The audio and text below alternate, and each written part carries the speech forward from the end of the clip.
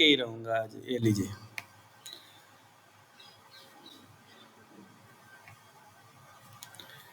अब हम जाएंगे इधर से, ये रहा और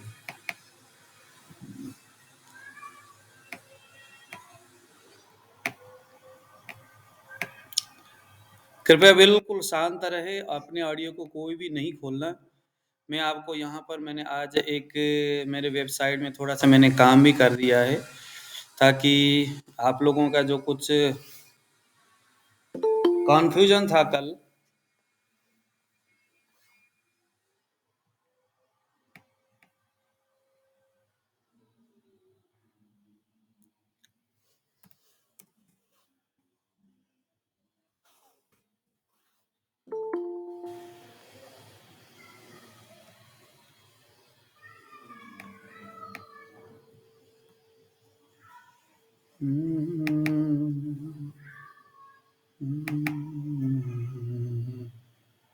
इतना जल्दी आजकल ना टाइम निकल जाता है कि पूछिए मत।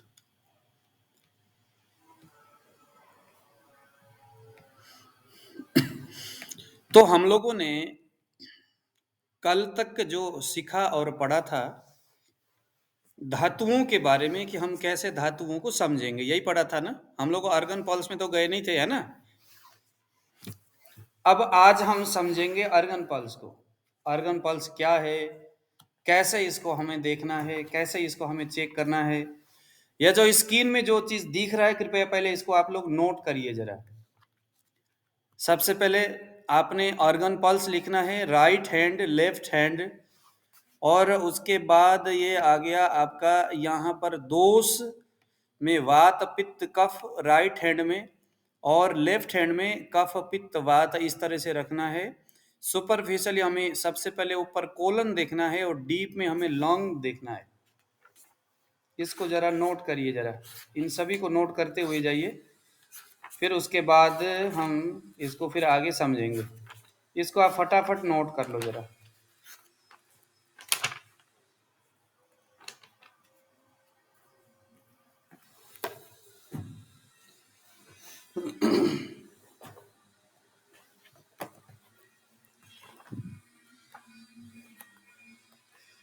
मैं आप लोगों को बताता चलूं कि यह जो अभी आपको मैं सिखा रहा हूं, यह मैंने अपने गुरु से नहीं सीखा है, और मैं अपने प्रैक्टिस में इसको बहुत कम इस्तेमाल करता हूं। मैं धातु लेवल के बाद इस चीज़ का मैं बहुत कम, रेयर ही मैं इस्तेमाल करता हूं, क्योंकि इसके ऊपर मैं अभी प्रैक्टिस कर ही रहा हूं। इसके ऊपर मैं प्रयत्नशील हूं कि मैं इस धातु लेवल को भी मैं समझ सकूं, लेकिन काफ़ी हद तक मैंने इसको समझा है, सीखा है और महसूस किया है। इसीलिए मुझे लगा कि चलो चलते हुए आप लोगों को मैं जो नाड़ी सिखा रहा हूँ, तो उसमें मैं सिद्धांत दे देता हूँ। अब आप लोग अपने बुद्धि से, अपने ज्ञान और अपने बुद्धि के बल पर, क्योंकि नाड़ी परीक्षण जैसे बताया जाता है कि 60% तो ये सिद्धांत है, सूत्र है, और 40% ये हमारी चतुराई है, ये हमारी चतुर विद्या है, हमारे बुद्धि हमें इस चीज़ को सिखाएगी कि हमें धातु को कैसे देखना है और हमें अपने अर्गन को कैसे देखना है, और वहाँ से जो हमें मिल रहा है या नहीं। कोई आदमी बहुत अच्छा नॉलेज होने के बावजूद भी, सीखने के बावजूद भी, कि उसको पूरा सिद्धांत पता है, सारा बुक्स उसने याद कर लिया, लेकिन इसके बावजूद भी ये जरूरी नहीं है कि वो अच्छा नाड़ी परीक्षक बने। नाड़ी परीक्षक बनने के लिए एक विश्वास होनी चाहिए कि जो चीज़ मुझे दिखाई दे रहा है उसमें मैं जरूर सफल रहूंगा।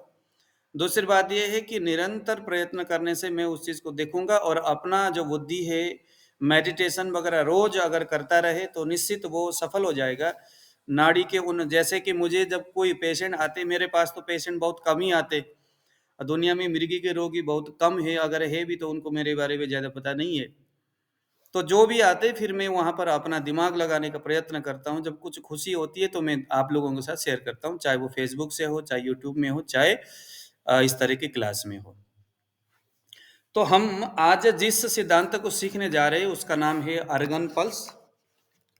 अर्गन यानी जो हमारे शरीर के अंदर तमाम जो मुख्य मुख्य जो अर्गन है, चाहे वो लीवर हो, चाहे वो किडनी हो, चाहे वो हार्ट हो, चाहे वो कोई भी इस तरह की डिसीज हो, चाहे इस तरह के बहुत सारे जितने भी जो अर्गन है, उसको हम किस तरह से किसी पेशेंट के नाड़ी में देख करके हम उसको समझ सकते हैं। बस यही बात है, और उसको समझने की जो विधि है, जो चीजें जो बताई गई है, वो अर्गन पल्स नाड़ी परीक्षण के आधार पर हम उसको समझ सकते हैं। नाड़ी में जो अर्गन पल्स हम यहाँ जो देखेंगे, उसमें दो चार कुछ सिद्धांत आप लोगों ने कल भी आप लोग आए होंगे 8 बजे के क्लास में, हमने वहाँ पर बात किया ही है डिटेल में, और आज भी हम आपको बता रहे हैं कि जिस तरह से एक लेडीज के पेट में बच्चा है या नहीं, अथवा अगर वह जो बच्चा है पेट के अंदर वो स्वस्थ है या अस्वस्थ है, उस चीज को भी हम नाड़ी से पता लगा सकते हैं, अथवा बहुत सारे इस तरह के डायग्नोस करने वाली मशीन है। उस बच्चे के जो पल्स है, उसके बच्चे के जो धड़कन है, वो बाहर से हमें पता चल जाता है। नाड़ी में स्ट्रॉन्ग पल्सेशन का मतलब होता है, एक स्ट्रॉन्ग पल्सेशन उस बच्चे के स्वस्थ मानसिक और शारीरिक स्थिति को जताता है, और जहां कमजोर पल्सेशन उस बच्चे के हार्ट से निकलने वाली जो रिदम है, जहां कमजोर होता है, वहां हमें महसूस होता है कि इस बच्चे के हार्ट सही तरीका से काम नहीं कर रहा, अथवा थोड़ा कमजोर है। किसी लड़खड़ाते हुए कमजोर परिस्थिति में चलते हुए आदमी को दूर से देख करके ही हमें लगने लग जाता है इस आदमी में कमजोरी होगी। कमजोर शरीर वाला व्यक्ति हमेशा थोड़ा निराश होकर के, थोड़ा लड़खड़ाते हुए, थोड़ा दुखी होकर के, चिंताग्रस्त होकर के, सामने उसके चेहरे में रौनक नहीं होता, रोशनी नहीं होती, तेज नहीं होता, निस्तेज उसका शरीर और चेहरा होता है। तो देख करके लग जाता है कि हाँ, ये आदमी के अंदर कमजोरी है। ऐसे ही हमें हर अर्गन के अंदर विद्यमान जो ताकत है, उस ताकत को हमने पेशेंट के नाड़ी में उन्हीं तीनों उंगलियों के बदौलत चेक करना है। और यहां पर भी हमें वही सिद्धांत लागू करना है कि अगर इस आदमी का कोलन मजबूत है, तो कोलन में जो पल्सेशन जो लगेगा वो बड़ा स्ट्रॉन्ग लगेगा, या जिस उंगली से हम कोलन को देखने जा रहे हैं, उस जगह में कोलन हमें स्ट्रॉन्ग दिखाई देगा। स्ट्रॉन्ग का मतलब है वह जो ऑर्गन है वो मजबूत है।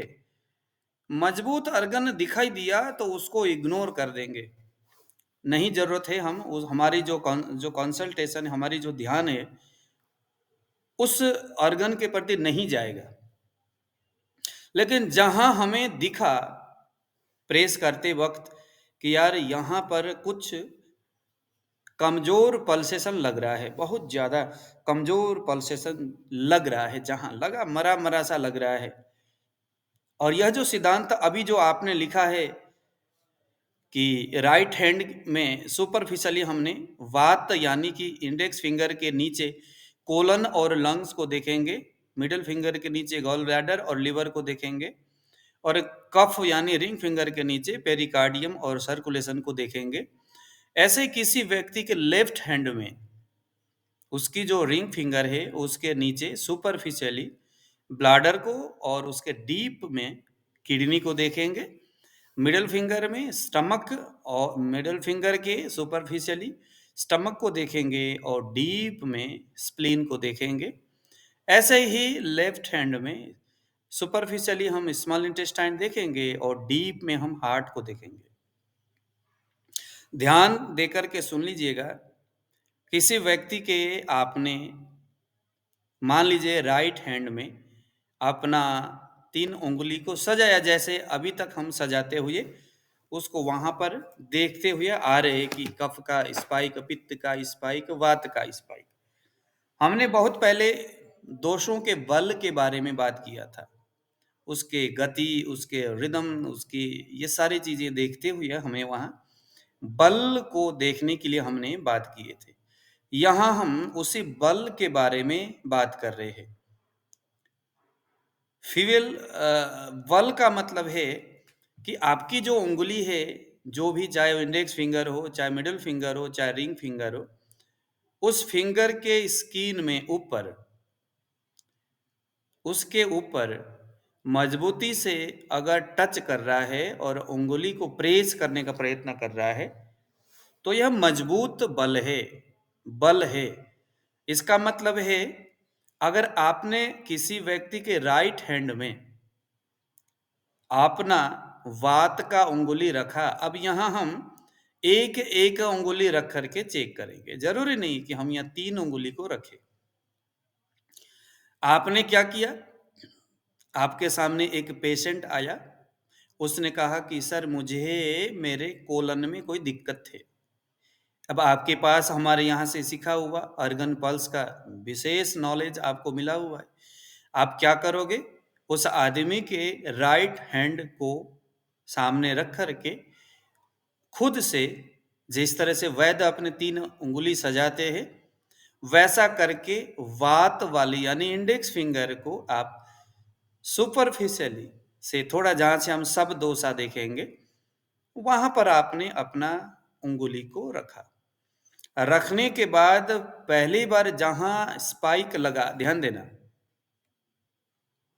मैं आप लोगों के सामने आऊंगा, मुझे लगता है पहले इसको दिखाने से बेहतर रहेगा। अब यहां से जहां आपको स्पाइक दिखा, ध्यान देना, आपने अब यहां 3 उंगली भी रखने की जरूरत नहीं है, सिर्फ एक ही उंगली रखना है, अथवा 3 उंगली भी आप रख सकते हैं, या आप 3 उंगली रखे और रखने के बाद आपको लगा कि यार मुझे मेरे इंडेक्स फिंगर में बड़ा कमजोर स्पाइक दिख रही है। फिर आपके मन में आया, यार ये सुपरफिशियल, मेरे इंडेक्स फिंगर का मतलब तो कोलन हो गया, साला कहीं इसकी कोलन में तो प्रॉब्लम नहीं है। अब आपका कान, बाल, आंख, नाक सब कुछ एकदम खड़ा हो गया, इसकी कोलन को मैं जरा चेक करूं। अब आप क्या करोगे, अब आप अपने इंडेक्स फिंगर को अच्छी तरह से आपने वहां सजाया, सुपरफिशियल से थोड़ा सा नीचे, जहां से हम सब दोसा को देखेंगे। फिर आपने देखा कि जहां पर पल्सेशन लग रहा है, कहाँ लग रहा है। अच्छा, इसके ऊपर कल हमने जो बात किया था, एक चीज में पहले से ही कुछ गलती करते हुए आया था, और कल वो थोड़ा सा यहीं पर हम लोगों ने बात किए, जो प्रॉक्सिमल कर्वेचर, मिडल कर्वेचर और डिस्टल कर्वेचर में थोड़ा सा आपने आगे पीछे करना है। जहां पहले हम डिस्टल कर्वेचर की बात करते थे ना, कफ वाली स्थान में, उसको आप प्रॉक्सिमल लिखिए जरा, उसको आपने प्रॉक्सिमल लिखना है, क्योंकि हार्ट के जस्ट नजदीक में प्रॉक्सिमल होता है। मेरे दिमाग से उतर गया, एक्चुअली एक बुक है, मैंने उसमें और कुछ नहीं देखा, वहां पर मैंने प्रॉक्सिमल उसी, लेकिन उन्होंने उसमें इंडेक्स फिंगर रखा था और मैंने अपने यहाँ फोटो में उसको रिंग फिंगर रख दिया था, बस इतनी सी अंतर थी, और उसके वजह से ये प्रॉक्सिमल और ये इसमें थोड़ा सा हो गया था। बाकी मैं अपने नाड़ी परीक्षण हमेशा लेफ्ट और राइट या कफ वाला भाग या वात वाला भाग बोलता हूं, तो यहां आप एक मिला लीजिएगा, कोई बात नहीं है। डिजिटल, जहां इससे पहले हम बात कर रहे थे, जिस जिस जगह में मैंने डिजिटल कर्वेचर कहा, उसमें आप बस प्रॉक्सिमल लिख लीजिएगा, और जहां हम पहले प्रॉक्सिमल बात कर रहे थे वहां पर आप डिजिटल कर्वेचर लिख लीजिएगा, इतनी सी बात है। हार्ट के जस्ट सामने जहां स्पाइक है वो हमारा प्रॉक्सिमल कर्वेचर है। अच्छा, अब आपने क्या किया कि आपके उंगली में, उस व्यक्ति के राइट हैंड में आपने 3 उंगली रखे थे, और आपको यहाँ इंडेक्स फिंगर में स्पाइक बड़ा कमजोर दिखा, ऊपर से 3 उंगली सुपरफिशियल से थोड़ा सा नीचे, जहां से हम सब दोसा देखते हैं। उसके बाद आपको लगा यार इसकी कोलन में दिक्कत होगी, जरा मैं जाके चेक करता हूं। ठीक है जी। फिर जब आप गए, उसके एक उंगली लेकर के आगे आप बढ़े, और आपके मन में आया देखूं तो सही, फिर आपने जब वो एक उंगली, जस्ट अकेला एक उंगली रखा, तो वाकई में फिर मन में आया, यार वाकई में इसका तो साला कोलन तो बड़ा कमजोर है यार। यहां आपने एक दो बातें यहां आपने ध्यान रखना है। एक तो क्या, वो जो स्पाइक हो रहा है कोलन वाली उंगली में, यानी कि उस व्यक्ति के रिंग उस व्यक्ति के राइट हैंड में आपने चेक किया है, और आपके रिंग, आपके जो है इंडेक्स फिंगर के नीचे, सुपरफिशियल से थोड़ा सा जस्ट नीचे, वहां आपको ना कमजोर स्पाइक दिखना चाहिए।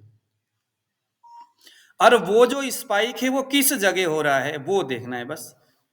जो स्पाइक है आपको वहां पर प्रॉक्सिमल कर्वेचर में हो रहा है। प्रॉक्सिमल मतलब किस एरिया में, वो मैंने थोड़ा चेंज कर दिया, जहां कफ वाला भाग है, जिधर से हम कफ देखेंगे। प्रॉक्सिमल वाला एरिया है, मिडल वाला एरिया है, या डिस्टल वाला एरिया है? समझ में आया? दो बातें ध्यान देना है, यह प्रॉक्सिमल है या मिडल है या डिस्टल है। कमजोर पल्सेशन दिखना चाहिए, बहुत कमजोर, मरा मरा सा पल्सेशन लगेगा, धीमे धीमे लगेगा, रुक रुक करके लगेगा, ऐसा लगेगा कि बीमार सा है ये।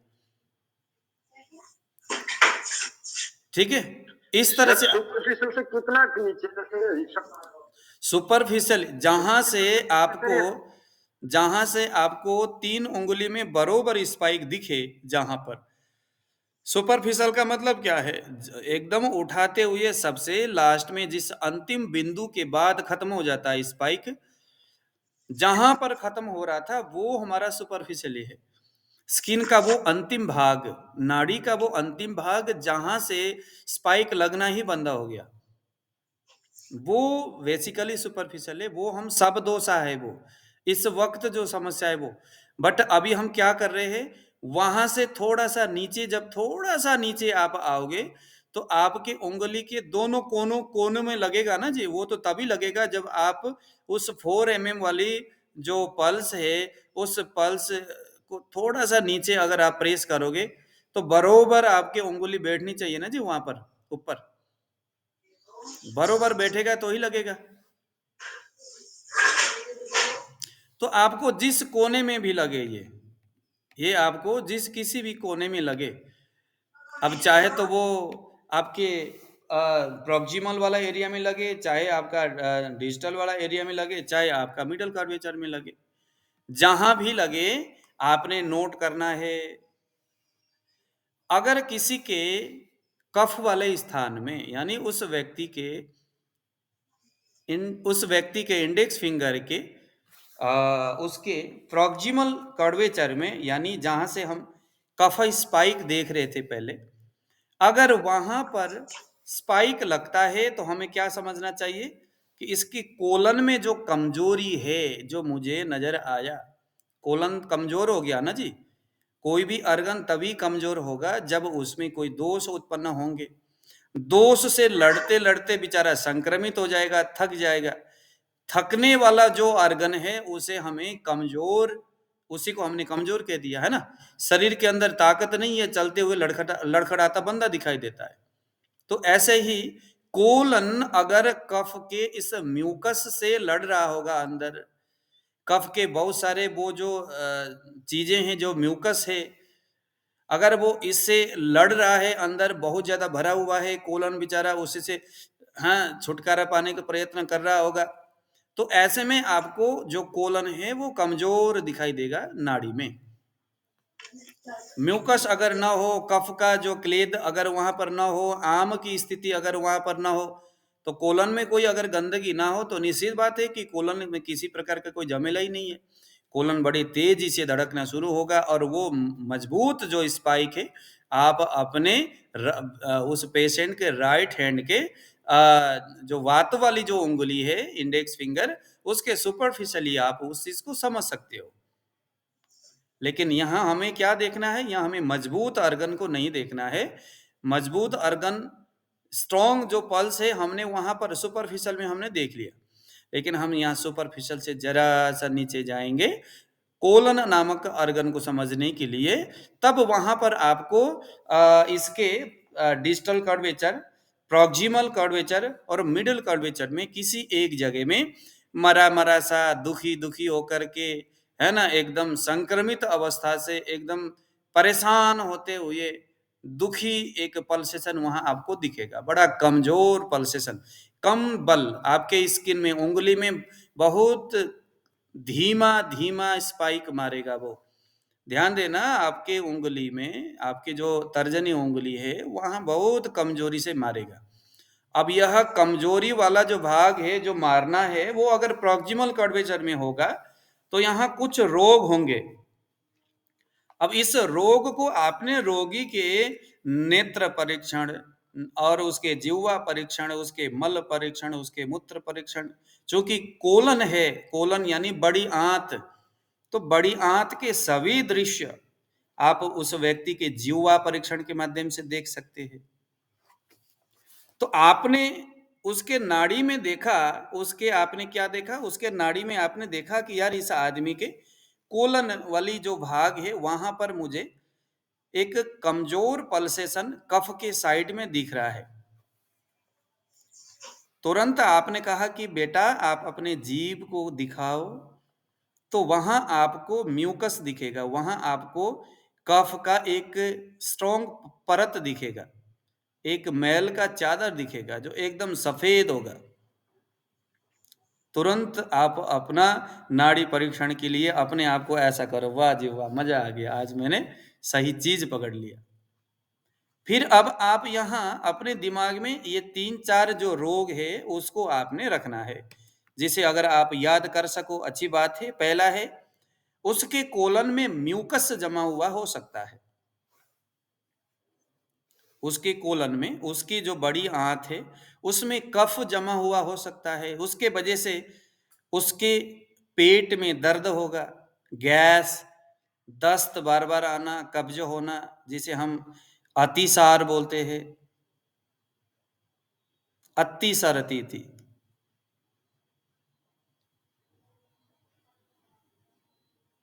तो ये सारी चीजें म्यूकस इन द कोलन। दूसरा, उस व्यक्ति के अब पेट में पहले से ही कोलन के अंदर, उस बड़ी आंत के अंदर मल जमा है, वहां स्थिर गुण है, वायु का चल गुण का कोई अता पता ही नहीं है। तो जैसे ही स्थिरता आएगी बड़ी आंत में, क्योंकि वहां तो मल जमा हुआ है, मल का स्थान है ना, तो मल का स्थान होने के वजह से वहां कीड़े भी जम सकते हैं। तो आप उसको अब पूछ सकते हो कि क्या आपके मलद्वार में, नाक में, आंख के चारों ओर खुजली होती है क्या?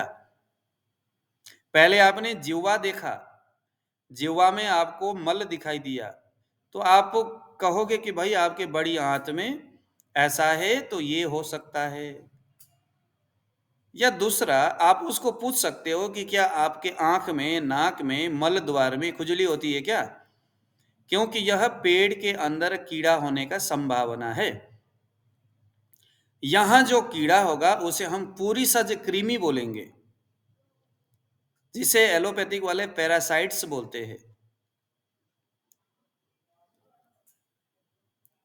यहां पर प्रदूषित पानी, प्रदूषित फल और दूषित अन्न के भोजन करने से, या किसी गर्म जगहों पर जो परजीवी जो संक्रमण शरीर में जो बन जाता है ना, उसके वजह से जो शरीर जो दूषित हो जाता है, उसके वजह से जो लूज मोशन होता है, एक तरह का ब्लीडिंग टाइप का खूनी दस्त होता है, थोड़ा थोड़ा बुखार भी आता है, उससे लीवर में फोड़ा भी होता है, तो इसे अमीवायसिस बोलते हैं। तो ऐसी सिचुएशन में उसको हो सकता है। बदलते और बढ़ते दोषों की क्रम के आधार पर अमीवायसिस, या उसको हम कह सकते हैं कि आपको यहाँ सिस्टिक ट्यूमर है। यह भी एक तरह का कीड़ा ही होता है जो पेट में जम जाता है, थोड़ा बड़ा हो जाता है। सिस्टिक ट्यूमर, ट्यूमर का जैसा रूप ले लो, वो जो कीड़ा है उधर ही चिपक जाता है, मर जाता है, और उसके ऊपर कफ के जो चादर है वो लपटना शुरू होता है, वो ट्यूमर का रूप ले लेता है। और यहाँ पर बहुत सारे इस तरह के जो संक्रमण है, जो कीड़ों से रिलेटेड, नदियों में, तालाबों में जो कीड़े जो होते हैं, उनका भी प्रभाव यहाँ पर अमीबा नाम का एक समस्या है, वो भी हम यहाँ देख सकते हैं। अब आपको उस व्यक्ति के कोलन चेक करते वक्त सेंटर में स्पाइक, बड़ा कमजोर स्पाइक दिख रहा है। ध्यान देना, कमजोर, आपकी उंगली में ना बहुत धीमा धीमा लगेगा कभी लग रहा है, कभी नहीं लग रहा है, लेकिन यह जो हो रहा है वो सेंटर में हो रहा है, जहां से हम पित्त को देखते हैं। अगर यहां हो रहा है तो कोलाइटिस, कोलाइटिस जहां पर लूज मोशन होगा, मवाद के साथ ब्लीडिंग होगी, पेट में ऐंठन होगा, दर्द होगा, है ना, मलाशय जो है में उसमें दर्द होगा, और शरीर में थोड़ा सा थकावट जैसी भी स्थिति होगी, कमजोरीपन उसको महसूस होगा। कोलाइटिस, कोलन की प्रॉब्लम कोलाइटिस। यहां पर हम कह सकते हैं कि आपके पेट में खूनी दस्त के वजह से एक हल्का सा बुखार, शरीर में कुछ पानी की कमी, डिसेंट्री बोलते हैं जिसे हम, पेचिस या आंव भी बोलते हैं। यहां डाइवर्टिकुलाइटिस भी हो सकता है, जिसके तहत कमजोरी, भूख की कमी, वजन घट जाना बहुत ज्यादा, ऐसा कुछ होता है। उसके जो तो यूरिनरी एंट्राइटिस ब्लैडर, बोल हाँ जी सर, इसको एंट्राइटिस भी बोल सकते हैं, एंट्राइटिस। जी। तो यहाँ जैसे उसके यूरिनरी ब्लैडर में उसके जो मूत्राशय है वहां पर स्वेलिंग होती है।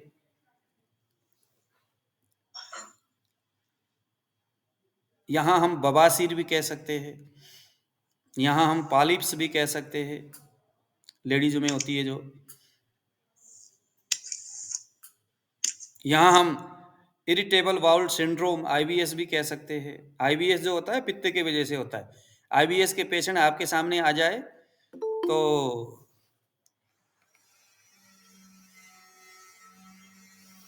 आईबीएस, कोलन में पित्त की वजह से आईबीएस होता है। ऐसे ही अगर कोलन में वायु का प्रभाव होगा तो यहाँ पर, क्योंकि वात जो होता है गैस है, तो अत्यधिक गैस होगा, कॉन्स्टिपेशन रहेंगे।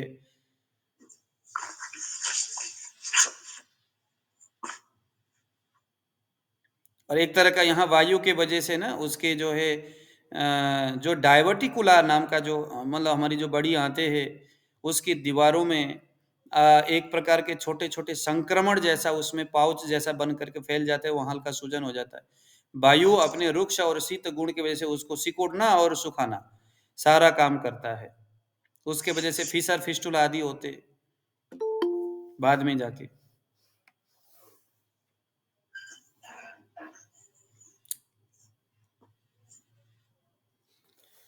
अब यहाँ पर ग्रंथकार मैंने इधर उधर से कुछ चीजें मैंने देखा हुआ है कि अक्सर जो है बहुत सारे जो आयुर्वेदिक वैद्य जो है, जो सफल वैद्य कोलन के लिए कुछ आयुर्वेदिक दवाई प्रयोग करते। आप लिख लीजिएगा, एक का नाम है त्रिफला, एक का नाम है सत इसबगोल। ये वो दवाई है जो विशेष अगर कोलन से रिलेटेड कोई प्रॉब्लम हो, आपको कोई दवाई सूझ नहीं रहा है, क्या दिया जाए, तो त्रिफला आप दे सकते हैं किसी भी पेशेंट के आधार पर। इसबगोल आप दे सकते हैं, कस्टर्ड ऑयल आप दे सकते हैं, अजवाइन दे सकते हैं, हींग दे सकते हैं, क्योंकि ये सारे लेखन और हमारे पाचन तंत्र में भी काम करते हैं। लेखन द्रव्य है तो बड़ी आंत के दीवारों में होने वाली जो इस तरह के जो म्यूकस है उसको वो तोड़ेगा, उसको वो साफ करेगा, और हमारी जो अपान प्रवृत्ति है उसको वो सुधारेगा। तो त्रिफला, सत इसबगोल, कस्टर्ड ऑयल और अजवाइन और हींग। सर, इनमें से एक चीज देनी है ना? इनमें से एक चीज, दो चीज, तीन चीज, जिस तरह भी पेशेंट हो। जैसे कि मान लीजिए कि किसी व्यक्ति के बड़ी आंत में मल बहुत ज्यादा जमा हुआ है और उसको गैस होती है और उसके जो है कि सही तरीका से कॉन्स्टिपेशन होती है, वायु के प्रभाव बहुत ज्यादा अगर आपको दिखता है तो कस्टर्ड ऑयल में थोड़ा त्रिफला डाल दो।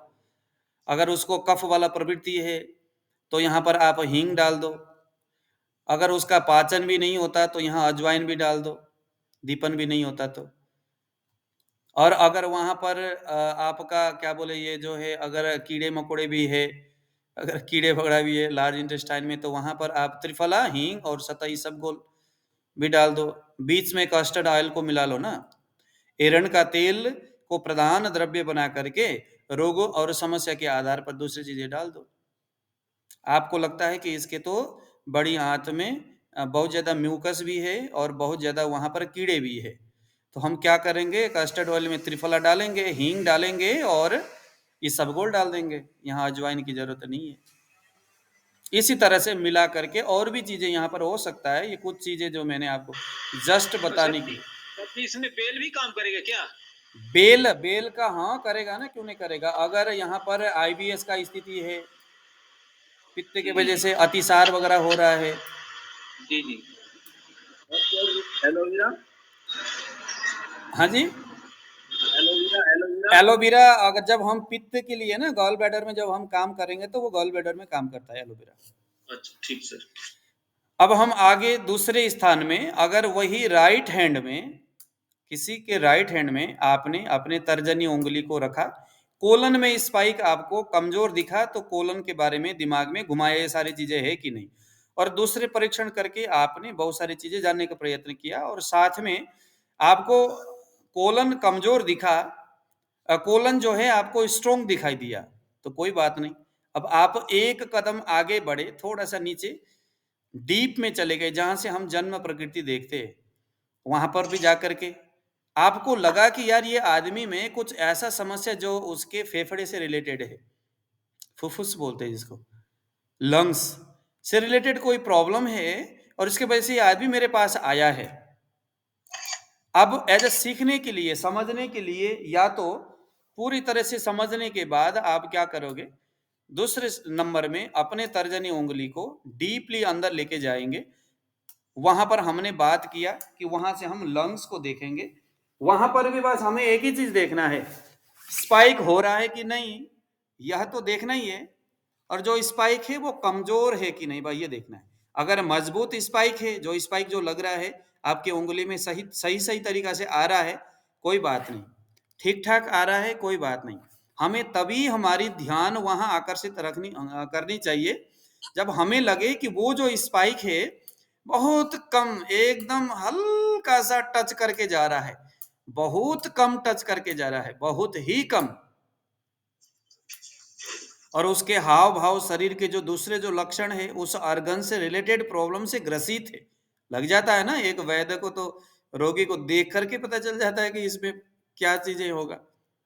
तो आपको लगा यार ये बंदा देखने पर भी ऐसा है, और यहाँ इसका जो लॉन्ग्स नाम का जो ऑर्गन है उसमें स्पाइक तो बड़ी कमजोर आ रही है। तो यहाँ पर भी बस वही है कि अब वो जो स्पाइक किस कोने में है, वह जो स्पाइक है किस कोने में है। वह स्पाइक अगर आपको प्रॉक्सिमल एरिया में है तो समझ लीजिए कि यहाँ पर उसके जो फेफड़े है, उसका जो लंग्स है वो कफ से ग्रसित है, कफ के वजह से जो उसका जो फेफड़ा है वो कमजोर है, और उसके वजह से यहाँ जो स्पाइक है वो कमजोरी दिखाई दे रहा है मुझे। कमजोर जो अर्गन है उसी का स्पाइक कमजोरी दिखाई देगा ऊपर। अगर मजबूत अर्गन है तब तो फिर तो कोई बात ही नहीं है। जब भी आपको लगा कि यार अर्गन में प्रॉब्लम होगा, जब यहाँ स्पाइक हमें बहुत धीमा, बहुत मंदा, मरा मरा सा, दुखी दुखी सा दिख रहा है, तभी हम उस चीज को समझने के लिए जाएंगे। अगर आपको कफ में स्पाइक, कफ एरिया में, प्रॉक्सिमल कर्वीचर में अगर आपको स्पाइक दिखता है तो आपने कहना है कि पल्मोनरी एडिमा, यह एक प्रकार का हमारे फेफड़े का बहुत भयानक और गंभीर रोग है। ये एक प्रकार का मार्गावरोध जन्य व्याधि है, जो कफ उसके जो है वायु के जो मार्ग, जो रास्ता है उसको रोक देता है, और व्यक्ति सांस लेने में बड़ी असुविधा महसूस करता है। आप लोगों को जानते होंगे पल्मोनरी एडिमा। इसमें किसी किसी मामले में स्वेलिंग भी होती है। इससे कुछ लोग अगर स्वेलिंग और जलन जैसे होने वाली स्थिति हो तो क्रोनिक ब्रोंकाइटिस भी कहते हैं, जलन भी हो वहां पर। यहाँ पर अक्सर यह जो है पल्मोनरी एडिमा नाम का जो समस्या है वो कुपोषण के कारण से व्यक्ति में होता है। तो पल्मोनरी एडिमा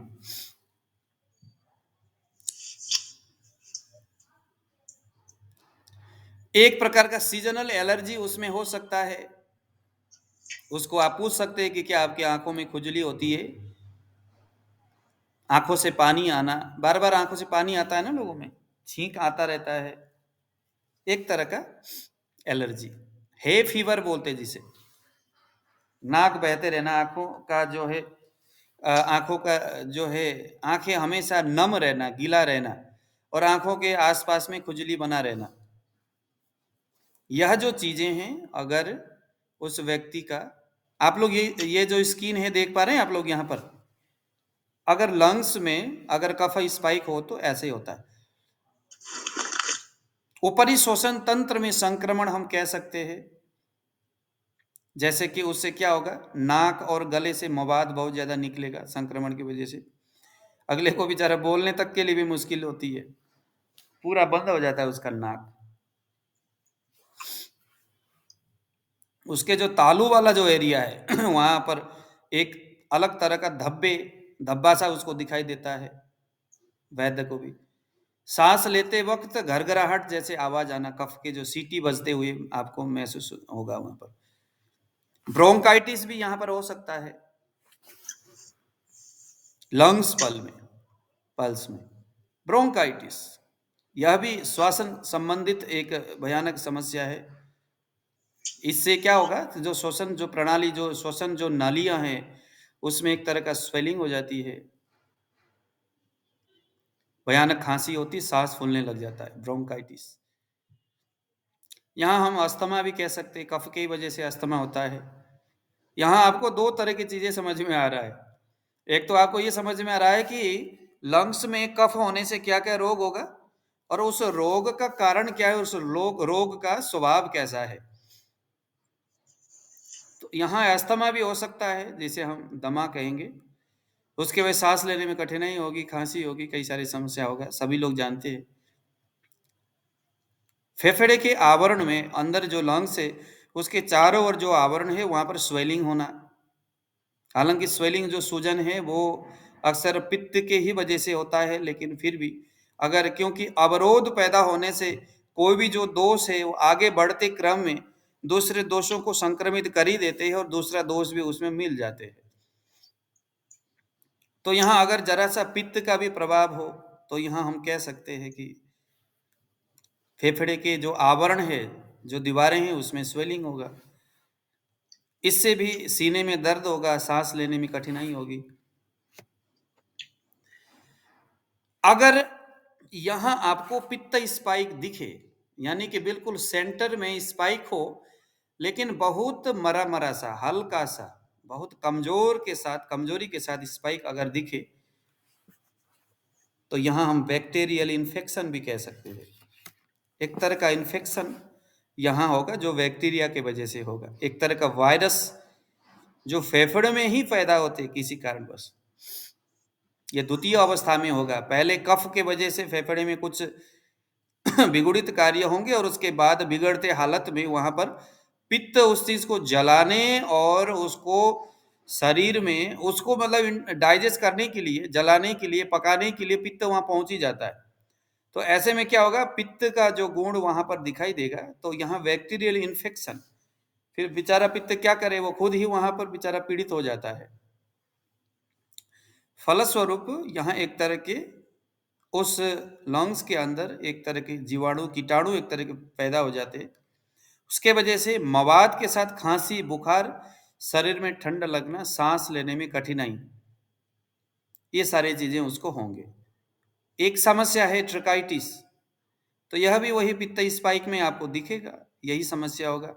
यह भी एक तरह के संक्रमण जनित व्याधि है, जो फेफड़े के जो झिल्ली है उसको खराब करता है।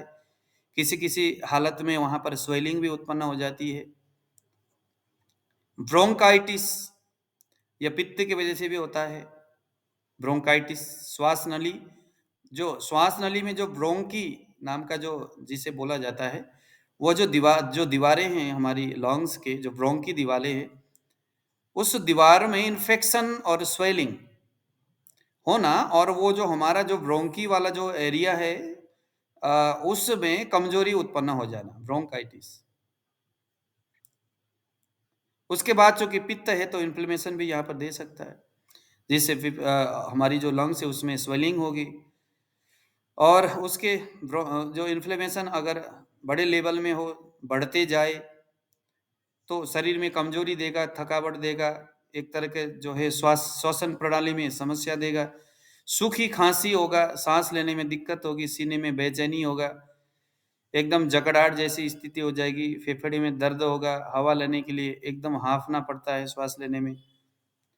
ब्लीडिंग जो है, लंग्स के अंदर ब्लीडिंग होने लग जाता है पित्त के वजह से यहाँ पर। तो यह चीज भी आप यहाँ पर नाड़ी के माध्यम से देख सकते हैं। एक समस्या, इसका नाम है एल्वोलिटिस। फेफड़ों की जो है ना, वायु थैली की सूजन हो जाना। फेफड़े के अंदर छोटे छोटे छोटे छोटे ऑक्सीजन रहने का एक स्थान होता है, उसमें स्वेलिंग आपको यहाँ पर दिखेगा। सर एल्बो, एक सेकंड। एल्वोलिटिस, एल्वोलिटिस फेफड़ों की वायु थैली की सूजन। फेफड़ों के अंदर होते हैं ना छोटे छोटे, ऑक्सीजन रहता है ना फेफड़ों में, लंग्स में। तो छोटे छोटे छोटे छोटे खाने होते हैं उसके अंदर। प्राणवायु प्राणवायु जो है जाकर के बैठता है, रस व स्रोतस भी वहीं जाकर के बैठता है, उसका भी वहां पर अपना प्रभाव होता है। तो सर किसी किसी पेशेंट को फेफड़ों में पानी भर जाता है, वही कंडीशन होगी क्या? हाँ जी, हाँ जी, हाँ जी। पानी जो भरना है वो पित्त और कफ की वजह से होगा। और यहाँ पर वायु की थैली भर जाना है, एल्वोलिटिस मतलब कि वायु की जो थैली है ना उसमें सूजन हो जाना, स्वेलिंग होना, उसमें जलन भी होगा थोड़ा सा। और अगर अब यहाँ पर हम रिंग किसी के राइट हैंड के वात वाली उंगली में अगर डिस्टल कर्वेचर में अगर आपको मंद मंद स्पाइक दिखता है, एकदम कमजोर स्पाइक दिखता है, इसका मतलब है कि उसके जो लंग्स है उसका सूख जाना या ठंडा हो जाना, सिकुड़ जाना, वात के स्पाइक से। कोरोना में अक्सर यही सब कुछ हो रहा था। फेफड़े जो है ना, वायु बहुत ज्यादा बढ़ने की वजह से फेफड़े सूख रहे थे, कफ के वजह से मार्ग अवरोध हो रहा था, तो बीच में ही वायु बढ़ते जा रहा था। कृपया इस ऑडियो को बंद करें। कौन है ये? हाँ जी, कहाँ पर स्पाइक बता रहे थे, दोबारा बताएं। ये मैंने बताया आपको, किसी भी व्यक्ति के राइट हैंड में तर्जनी उंगली यानी इंडेक्स फिंगर में, हमारी जो उस इंडेक्स फिंगर के डिस्टल कर्वेचर मतलब हार्ट के जस्ट अगले वाला भाग, डिस्टल कर्वेचर यानी जहां से हम वात को देखेंगे। एक उंगली में वात पित्त कफ देखते हैं ना हम लोग, एक उंगली में वात पित्त कफ देखते हैं। हार्ट वाले एरिया में कफ है, मिडल में पित्त है, और दूसरे वाले साइड में अगले वाला जो भाग है वहां पर वात है, जिसे हम डिस्टल कर्वेचर बोलेंगे आज से। पहले हम इसी को क्या बोल रहे थे? प्रॉक्सिमल बोल रहे थे। तो यहां पर अगर स्पाइक होगा, मगर मंद स्पाइक होगा, तो उसे हम वात स्पाइक बोलेंगे। तो वात स्पाइक का मतलब हो गया कि उस व्यक्ति के वायु है तो रुक्षता उसमें होगा ही। अब इसको बड़े ध्यान से सावधानी से समझना होगा हमें। भाई वात स्पाइक है तो वायु के जैसा स्पाइक यहाँ पर आपको दिखेगा। तो वात स्पाइक में क्या होगा? उसके फेफड़े, उसकी जो लंग्स है उसमें वो सूख जाएगा, उसमें वायु की जो शीत गुण है, जो रुक्ष गुण है, जो चल गुण है, उसके वजह से जो खर गुण है उसका प्रभाव आपको यह फेफड़े में दिखाई देगा, संकुचन पैदा हो जाएगा। एक समस्या है रेस्पिरेटरी एलर्जी बोलते हैं उसको। एक प्रकार का यह एलर्जी है जिसे दमा रोग बोलते हैं, रेस्पिरेटरी एलर्जी, दमे रोग आप लिख लो बेशक। और तीसरे नंबर में घरघराहट के साथ आवाज आना या जोर जोर से सांस लेना। सांस लेने के लिए छत के ऊपर जाना पड़ता है, कमरे के अंदर सांस उसको पूरा ही नहीं होता। समझ लीजिए कि ये इसके फेफड़े में वायु है, ऑक्सीजन लेवल डाउन आ जाएगा ना सर? डाउन आ जाएगा, हाँ।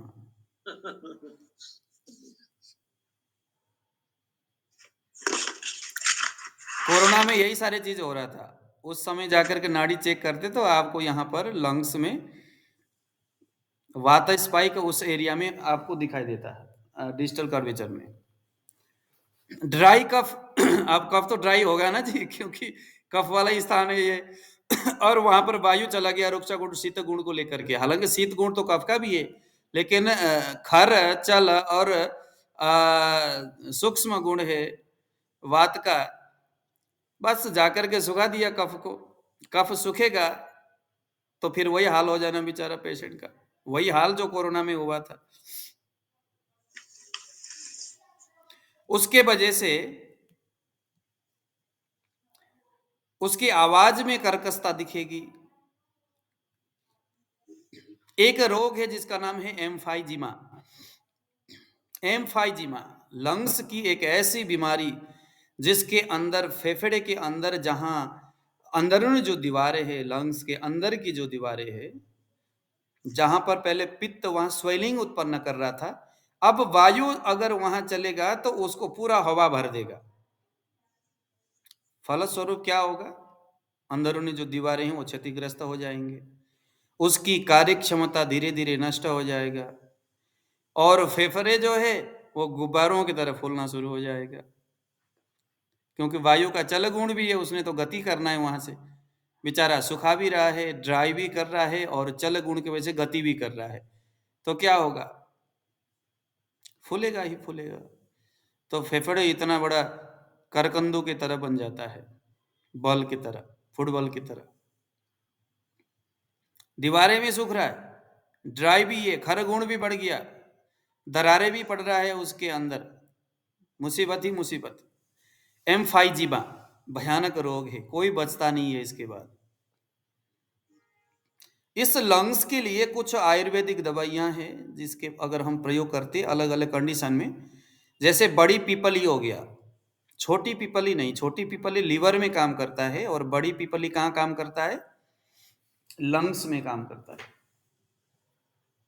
अगर किसी के लीवर में प्रॉब्लम है, लीवर का जो पाचक पित्त है, लीवर से जो पित्त जो निकलता है, जो पाचक द्रव्य वो नहीं निकल पा रहा है, तो फिर वहां छोटी पीपली देंगे। यहां हमें लंग्स में काम करना है, तो यहां छोटी बड़ी पीपली हो गया। पुनर्नवा,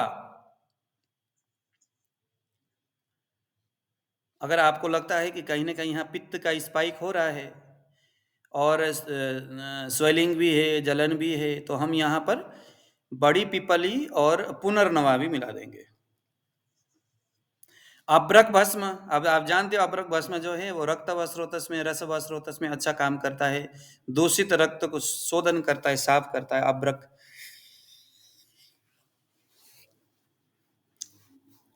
कंटकारी, कंटकारी यह तो स्पेशल इसी चीज के लिए इस दवाई को प्रकृति ने बनाया है शायद। अगर कोई लंग्स की बात करे और कंटकारी भूल जाए तो कभी हो ही नहीं सकता। कंटकारी इसके अंदर के सारे गंदगी को जो आम है उसका पचन करेगा, और ये जो है अपने उष्ण प्रकृति, उष्ण गुण से कफ का ये भेदन करता है। कफ के जो गुरु जो क्लेद है उसको ये क्या करता है? नष्ट करता है। तुलसी और यष्टि मधु, यष्टि मधु क्या करेगा? यहाँ पर जो कमजोर हुआ जो फेफड़ा है उसको बल प्रदान करेगा, जो उसकी जो दीवारें हैं उसको मजबूत लिपापोती करने का काम करेगा। यह रसायन भी है, तो रसायन, हाँ जी, हाँ जी, मुलेठी। अच्छा, यष्टि मधु के संदर्भ में मैं आपको एक बात बताता हूँ, आप सभी लोग वैद्य हो। मैं नेपाल में गया इस बार। नेपाल में ना एक मुझे अलग तरह का एक यष्टि मधु वहां पर मुझे किसी ने दिखाया। मैं कहा यार ये है क्या चीज है? यष्टि मधु, बिल्कुल यष्टि का मतलब डंडा, मधु का मतलब मीठा। वो डंडा भी है, वो मीठा भी है, लेकिन उसके जो पत्ते हैं वैसे ही है जैसे हल्दी का पत्ता है। अब ये मुझे समझ में नहीं आ रहा। वो जो है ना मधु है और वो कफ में अच्छा काम करता है, लेकिन मीठा है, वो फेफड़े में बड़ा अच्छा काम करता है, पाचन का भी कार्य करता है, लेकिन वो मीठा है। मगर वो मुलेठी नहीं है, मुलेठी का पत्ता वैसा नहीं होता। तो उसको क्या बोलते हैं संस्कृत में और हमारे यहाँ किस नाम से जाना जाता है, मुझे अभी तक पता नहीं चल पा रहा है।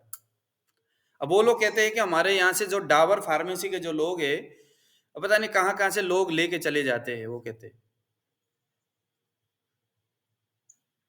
तो वो लोग उसको यष्टि मधु के नाम से जानते हैं।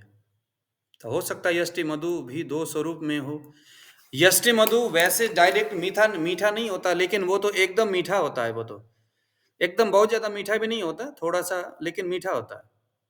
मैंने खा करके देखा उसको, और मीठा भी होता है और साथ-साथ में देखो वो कफ को भी पिघला रहा है।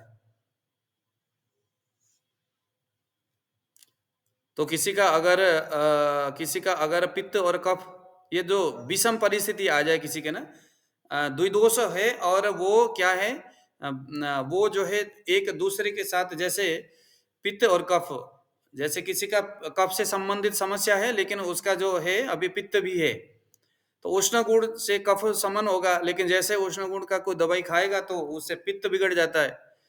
तो ऐसे में इस तरह की प्रकृति ने चीजें बनाया हुआ है कि वो पित्त को भी बढ़ने नहीं देता और कफ को भी समन करता है, जैसे मुलेठी हो गया, यष्टि मधु।